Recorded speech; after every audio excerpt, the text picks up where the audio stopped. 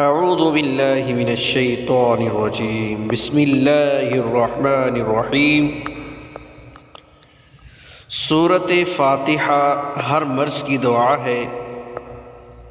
فائدہ: علامہ ابن قیم فرماتے ہیں کہ اگر جسم میں کہیں درد ہو تو درد کی جگہ پر ہاتھ رکھ کر 7 مرتبہ سورہ فاتحہ پڑھے، انشاءاللہ آرام ملے گا۔ تبویب نبوی۔ بسم اللہ الرحمن الرحیم۔ الحمد للہ رب العالمین